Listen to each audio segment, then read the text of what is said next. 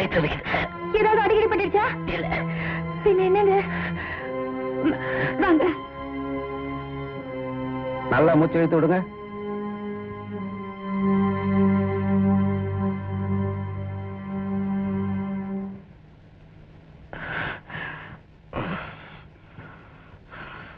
ஆமா, மத்தியானம் என்ன சாப்பிட்டீங்க? மத்தியானம் வடை பாயசத்தோட சாப்பிட்டாருங்க. டாக்டர், வடை பாயசத்தோட இவங்க சாப்பாடு கொடுத்து அனுப்புறது என்னமோ உண்மைதான். ஆனா எங்க தாத்தாவுக்கு இன்னைக்கு திதிங்கிறதுனால காலையில நான் ஒண்ணுமே சாப்பிடல. இந்த பாருமா, உங்க ஹஸ்பண்டுக்கு அல்சர் கம்ப்ளைண்ட் இருக்கு. இந்த கம்ப்ளைண்ட் உள்ளவங்க வயிற்ற காயப்படக்கூடாது. வேலை வேலைக்கு கரெக்டா சாப்பிடணும். முதல்ல இவரை வீட்டுக்கு கூட்டு போய் வயிறு நிறைய சாப்பிட வச்சு இந்த டேப்லெட்ஸ் கொடுங்க, எல்லாம் சரியா போகும். Thank you doctor. தேங்க்யூ. அம்மா,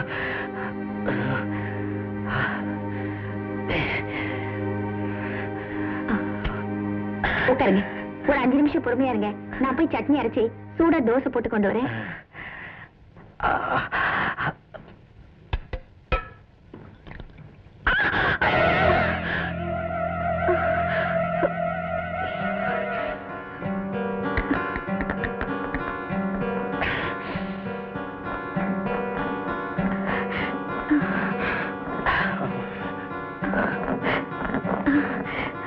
எவ்வளவு நேரம் பண்ற?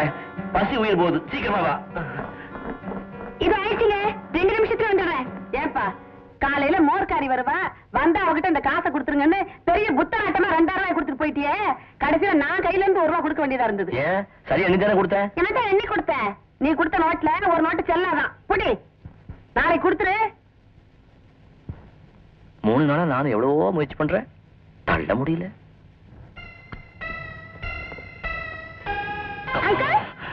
எங்க ஸ்கூல்ல டிராமா போடுறாங்க, ஒரு 5 ரூபாய் டொனேஷன் தாங்க. 5 ரூபாய்லாம் தர முடியாது, 1 ரூபாய் தரலாம். சம்மதமா? சரி தாங்க. ரசீதுலாம் வேண்டாம். தேங்க்யூ அக்கா.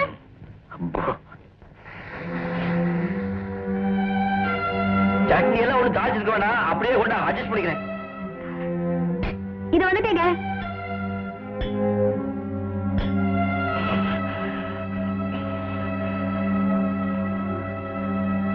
சுமதி, பொடியா வெங்காயத்தை நறுக்கி எண்ணெயில வதக்கி பூ மாதிரி தூவி வெங்காய ஊத்தம் போடுவேன் ஒண்ணு. இதை கொண்டாங்க.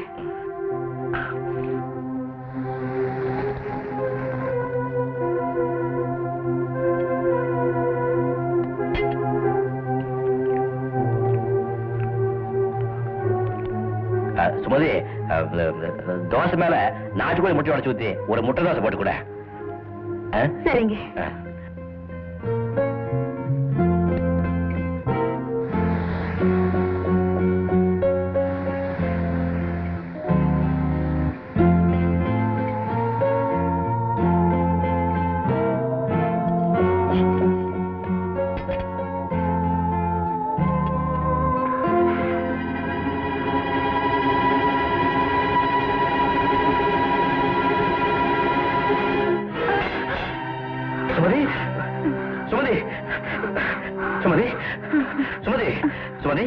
என்னாச்சு உனக்கு?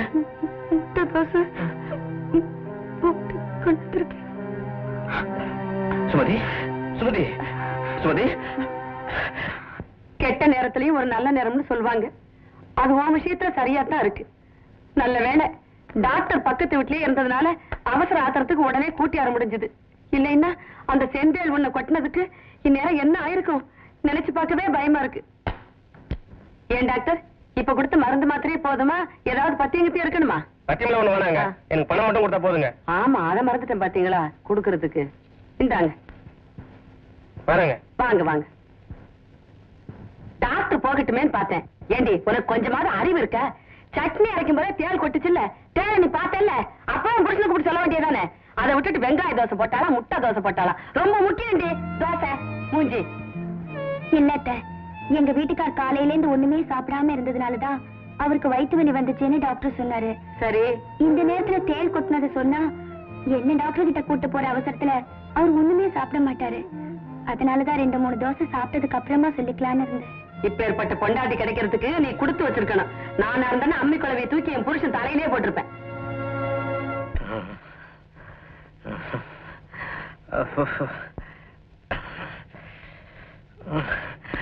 ஐயோ, அம்மா ஐயோ அம்மா ஐயோ என்னங்க இது கைப்பூரா ஒரே புண்ணா இருக்கு என்னாச்சு எல்லாம் உன்னாலதான் சரிகிறேன் நான் வரும்போது விம் பவுடர் வாங்கிட்டு வர சொன்னியா கடைக்காரங்கிட்ட போய் என்ன வேலைன்னு கேட்டேன் $4.75 சொன்னான் கேவலம் பாத்திரங்கள் வரதுக்கு இவ்வளவு செலவு பண்ணதா சொல்லி ஏத்தாப்புல டீ கடைக்காரன் பாய்லர் நெருப்ப கொட்டி வச்சிருந்தான் அதை சாம்பல் நல்லா போய் ஐயோ ஒரு $4.25 மிச்சப்படுத்துறதுக்காக போய் இப்படி கையெல்லாம் சுட்டுட்டு வந்திருக்கீங்களே உங்களை சரி சரி இருங்க நான் போய் பர்னால் வாங்கிட்டு வரேன் இரு மறுநாள் விலை விம்மு விலையோட ஜாஸ்தி பேசாம கொல்லப்படுறது போய் வாழை மட்டை உரிச்சு சாறு முடிஞ்சிட்டு வா எரிகிறதுக்கு எல்லாம் ஊத்துனா குழு குழுன்னு இருக்கு இதுதான் செலவு நாள் சித்த வைத்தியம் நீங்களும் உங்க சித்த வைத்தியமும்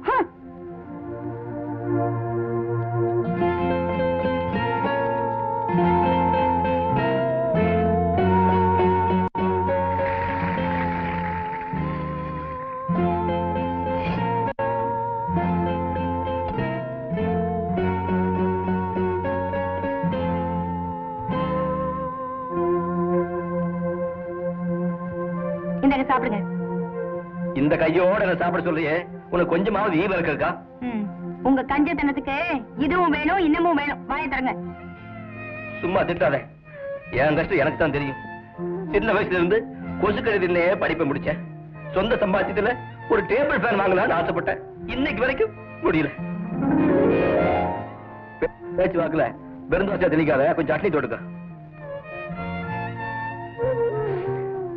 விசேஷத்துக்கு போறதுக்குன்னு 2 டெல்லி சட்டை வச்சிருந்தேன் இஸ்திரி போடுறதுக்கு வக்க இல்லாம சொம்புக்குள்ள நெருப்பு போட்டு இஸ்திரி போடுறதுல ஒரு சட்டை உடனே போயிடுச்சு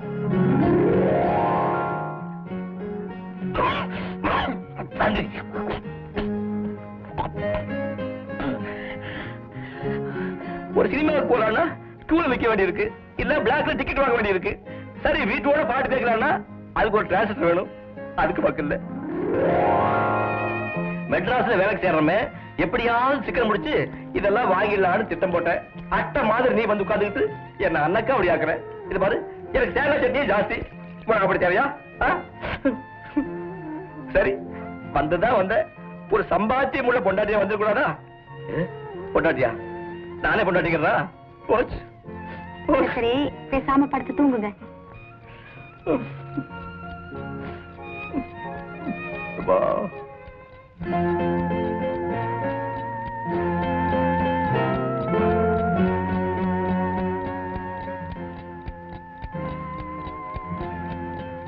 நீ என்ன தூங்கல இல்லைங்க வலி தாங்க முடியாம நீங்க ஏதோ முனகிட்டு இருந்தீங்க கொஞ்ச நேரம் நிம்மதியா தூங்கட்டுமேனுதான் சரி சரி நீ போய் படுத்துக்க பரவாயில்லைங்க நீங்க நிம்மதியா தூங்குங்க நான் விசிறேன்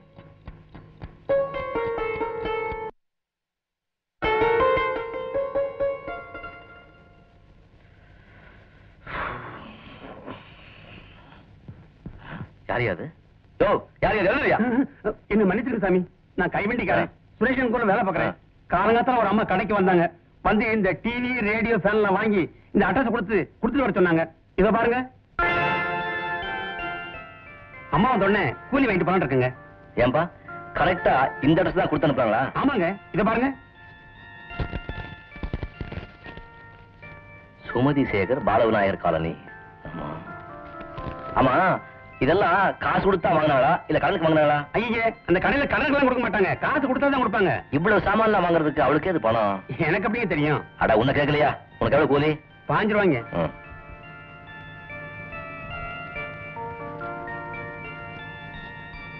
அப்ப வரங்க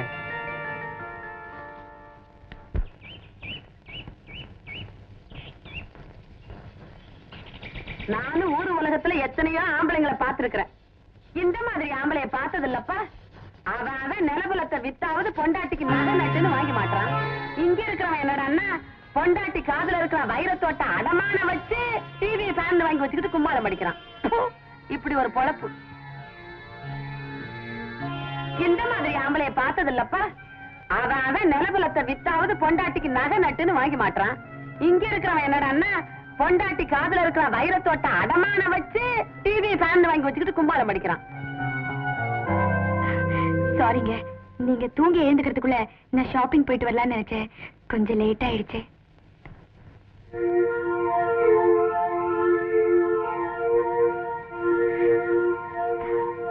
இந்த டிவி ரேடியோ நேரம் எப்படி அது வந்து ஏன் உங்களுக்கு ஆபீஸ்க்கு டைம் ஆச்சு, நீங்க என்ன புறப்படல?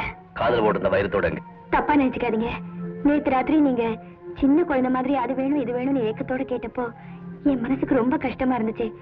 அதனால என் வைரத்தோட செயின் இதெல்லாம் அடமான வச்சேன். சுமதி, உன் மனசு எப்படிப்பட்டதுன்னு இப்பதான் நான் புரிஞ்சுக்கிட்டேன்.